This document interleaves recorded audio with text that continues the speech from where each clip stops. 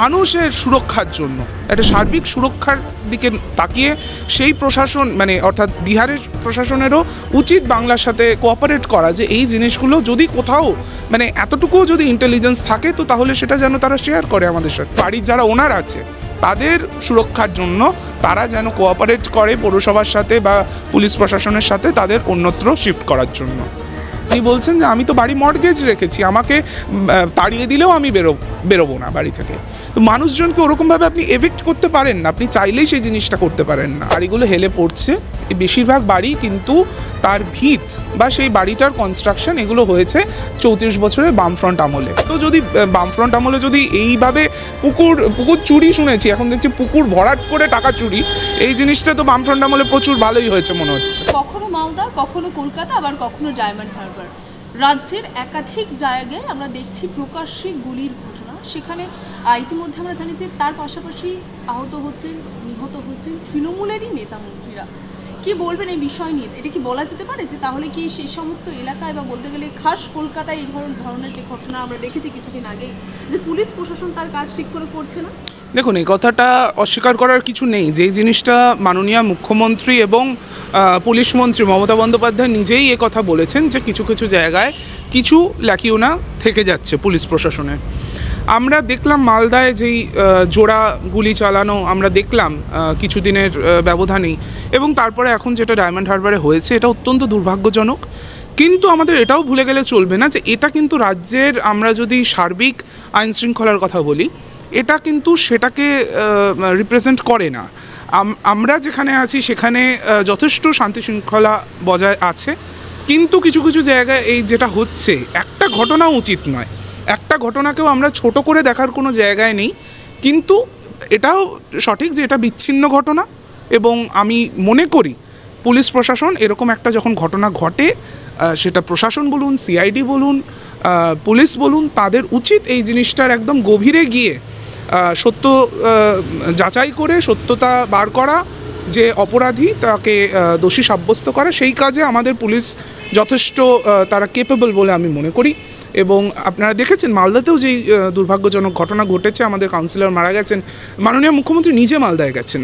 তো আমাদের প্রশাসন এ ব্যাপারে সচেষ্ট, কিন্তু তাদের কিছু কিছু জায়গায় কোনো পুলিশের ক্ষেত্রে কিছু লাকিউনা হয়ে যাচ্ছে। এত বড় রাজ্য, এটা 11 কোটি মানুষের রাজ্য, সেখানে কোথাও যদি কোনো বিচ্ছিন্ন ঘটনা ঘটে সেটার যেন প্রপার তদন্ত হয়, এটাই চাইব।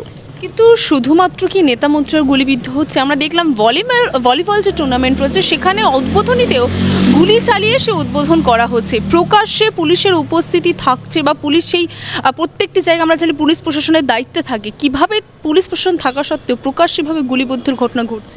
এটা সত্যি এটা চিন্তার ব্যাপার। এবং আমি তো বলছি এটার পেছনে কি কারণ রয়েছে, এগুলো কি কোনো রাজনৈতিক অভিসন্ধি থেকে হচ্ছে, নাকি এটা সম্পূর্ণভাবে কিছু দুষ্কৃতীদের কাজ? রাজ্যের সামগ্রিক যেই শান্তি শৃঙ্খলা সেই জিনিসটাকে সেটাকে একটা অন্য দিকে দেখানোর জন্য, এটাকে রাজ্যকে মেলাইন করার জন্য এটা কোনো চক্রান্ত, কোনো ষড়যন্ত্র কিনা সেটাও আমাদের একটু ভেবে দেখতে হবে। কারণ কেন এই জিনিসটা হঠাৎ করে করছে, তার পেছনে তো কিছু একটা মোটিভ থাকার কথা। গ্রামে গ্রামে অতি সহজে আগ্নেয়াস্ত্র পাওয়া যাচ্ছে, এইটাও একটা খুব ভাবনার বিষয় যে এটা কি করে হচ্ছে। এবং এই আপনি দেখবেন এগুলো যতগুলো কেস, এগুলো কিন্তু এর রুটে, এর মূলে যখন পুলিশ যাচ্ছে দেখা যাচ্ছে যে এই অস্ত্র সাপ্লাই করছে তার কোনো না কোনো একটা কানেকশন থেকে যাচ্ছে আমাদের পড়শি রাজ্য, হয় বিহার নাহলে ঝাড়খণ্ড, সেখান থেকে এই ধরনের আগ্নেয়াস্ত্র আসছে। এটা কেন আসবে, সেখানে কেন এই ফ্রিডমটা হয়ে যাচ্ছে?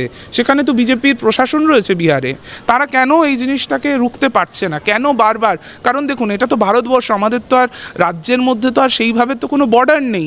তো সেখান থেকে মানুষ চলে আসছে, সেখান থেকে দুষ্কৃতীরা চলে আসছে, সেখানে আমাদের এখান থেকে কেউ পালিয়ে যাচ্ছে, এগুলো হচ্ছে।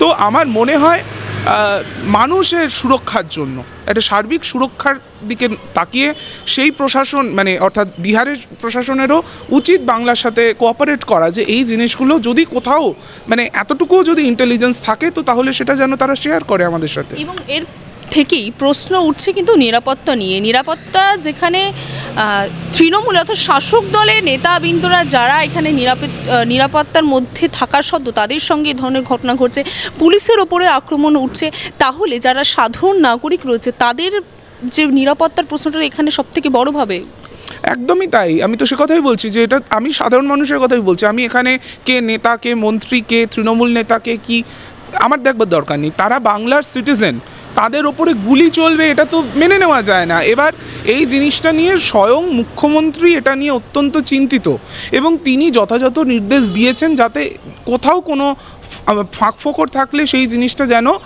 মানে পুলিশ যেন দেখে নেয়। সে ব্যাপারে তিনি কিছুদিন আগে উষ্মা প্রকাশ করেছেন।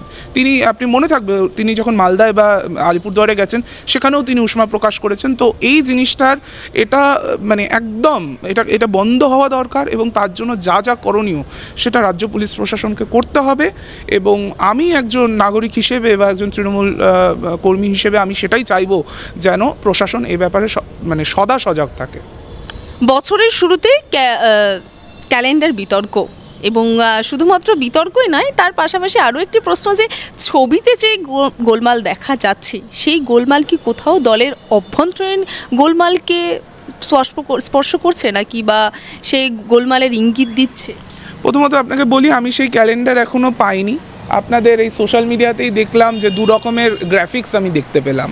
তো দেখুন, আমাদের দলের একটা সুস্পষ্ট নীতি আছে, যে কোনো একটা অফিসিয়াল গ্রাফিক্স যখন হয় সেখানে আমাদের সর্বময় নেত্রী মমতা বন্দ্যোপাধ্যায়ের ছবি সেটা সবচেয়ে বড় আকারের হয় এবং আমাদের অন্যান্য নেতৃত্ব তাদের ছবি থাকতে পারে। আমাদের মাননীয় সাধারণ সম্পাদক অভিষেক বন্দ্যোপাধ্যায়ের ছবি থাকবে। তো এই ক্ষেত্রে যেটা হয়েছে, যেটা যদি কোথাও কোনো ভুল ভ্রান্তি কিছু হয়ে থাকে সেটা অবশ্যই এটা একটা গ্রাফিক্যাল এরার। তো আমি মনে করি সেটাকে কারেক্ট করার সম্পূর্ণ অধিকার আমাদের পার্টির রয়েছে। আবারও আমি বলছি, এটা আপনাদের সোশ্যাল মিডিয়াতেই আমি দেখেছি, কারণ আমাদের হাতে কিন্তু সেই ক্যালেন্ডার মানে দুটো ভ্যারিয়েন্ট আমি পেলাম।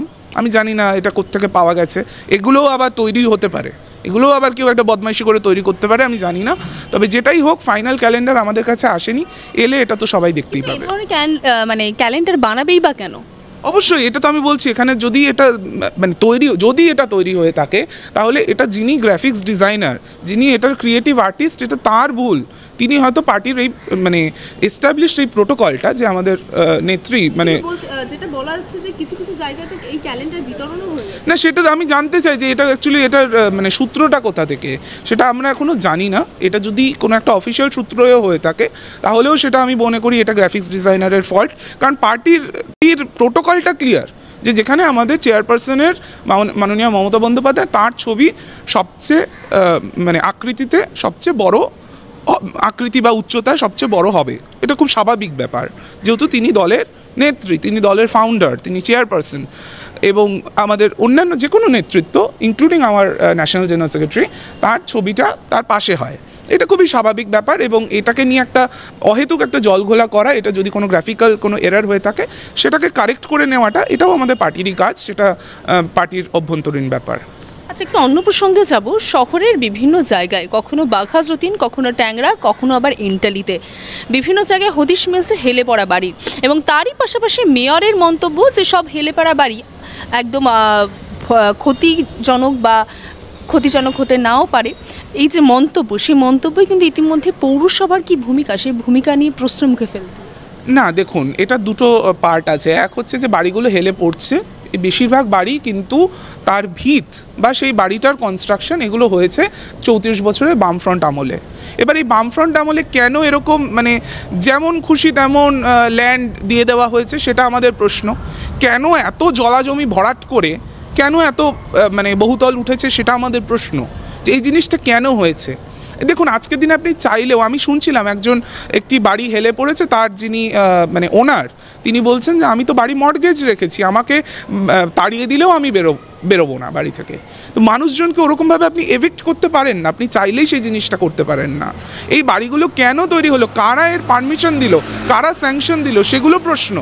সেই প্রশ্নটা আমাদের প্রথমত অ্যাড্রেস করতে হবে। তার জন্য কিছু ইঞ্জিনিয়ার লেভেলে কিছু তদন্ত শুরু হয়েছে আমরা দেখতে পাচ্ছি।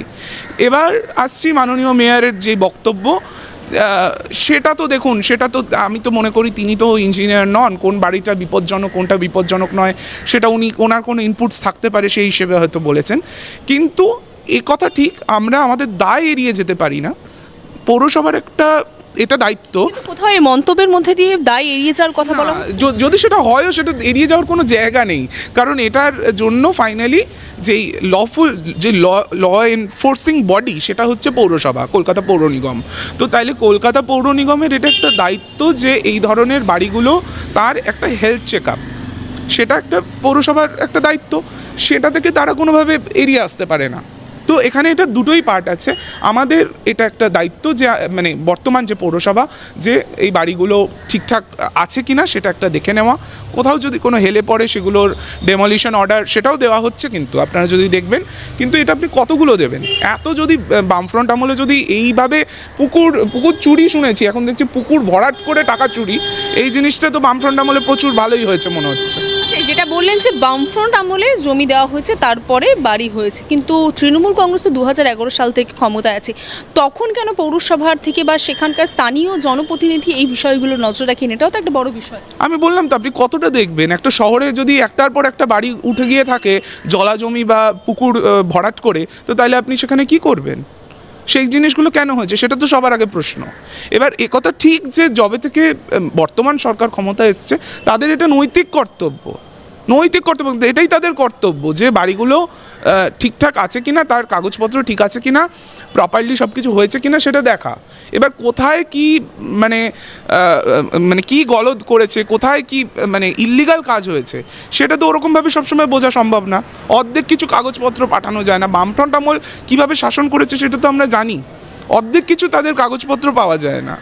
তো যাই হোক, এখন যতগুলো এই ধরনের কেস হচ্ছে আমি মনে করি সেইগুলো ডেমোলিশন অর্ডার যেটা দিতে হচ্ছে সেটা দিতে হবে, এবং বাড়ির যারা ওনার আছে তাদের সুরক্ষার জন্য তারা যেন কোঅপারেট করে পৌরসভার সাথে বা পুলিশ প্রশাসনের সাথে তাদের অন্যত্র শিফট করার জন্য।